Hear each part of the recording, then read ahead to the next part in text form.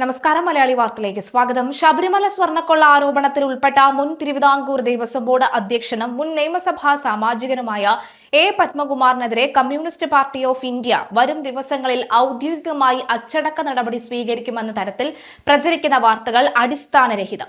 Party അംഗത്വം നിശ്ചിത സമയത്തിനകം പുതുക്കാത്തതിനെ തുടർന്ന് സാങ്കേതികമായി അദ്ദേഹം നിലവിൽ പാർട്ടിയുടെ പ്രാഥമിക ഘടനയ്ക്ക് പുറത്താണെന്നാണ് പാർട്ടിയുടെ ആഭ്യന്തര വൃത്തങ്ങളിൽ നിന്നും ലഭിക്കുന്ന വിശ്വസനീയമായ പുതിയ വിവരങ്ങൾ.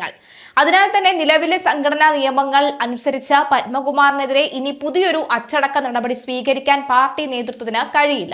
ശബരിമല സ്വർണ്ണക്കൊള്ള കേസിൽ പ്രതിയായി വലിയ രീതിയിലുള്ള രാഷ്ട്രീയ വിവാദങ്ങൾ ഉയർന്നു വന്നിട്ടും പത്മകുമാറിനെ സംഘടനയിൽ നിന്നും ഔദ്യോഗികമായി പുറത്താക്കാൻ പാർട്ടി നേതൃത്വം മുൻപ് തയ്യാറായിരുന്നില്ല.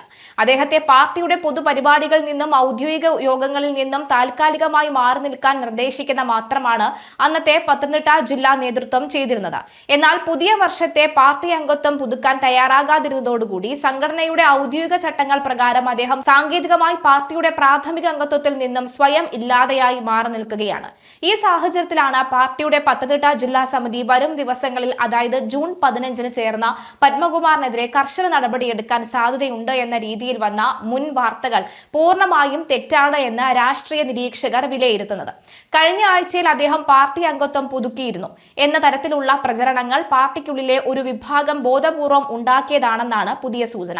നിലവിൽ സംഘടനയ്ക്ക് പുറത്തുള്ള ഒരു വ്യക്തിക്കെതിരെ എങ്ങനെ പാർട്ടിക്ക് അച്ചടക്ക നടപടി എടുക്കാൻ സാധിക്കുമെന്ന വലിയൊരു സാങ്കേതിക ചോദ്യമാണ് ഇപ്പോൾ ഉയർന്നു വന്നിരിക്കുന്നത്. പത്മകുമാർ അംഗത്വം പുതുക്കിയില്ല എന്ന് അദ്ദേഹത്തിന്റെ വിശ്വസ്തനും വ്യക്തമാക്കിയിട്ടുണ്ട്. അതേസമയം പാർട്ടിയുമായി വലിയ അകലം പാലിച്ചു നിൽക്കുന്ന എ പത്മകുമാറിൻ തന്റെ നീണ്ട വർഷത്തെ രാഷ്ട്രീയ അനുഭവങ്ങൾ കോർത്തിണക്കി ഒരു വിപുലമായ ആത്മകഥ എഴുതാൻ ഊർജിതമായി തയ്യാറെടുക്കുകയാണ്. തന്റെ സുദീർഘമായ പാർട്ടി പ്രവർത്തനത്തിന്റെ നാൾ വഴികളും ജനപ്രതിനിധി എന്ന നിലയിലുള്ള അനുഭവങ്ങളും ഇതിൽ ഉൾപ്പെടുന്നുണ്ട്.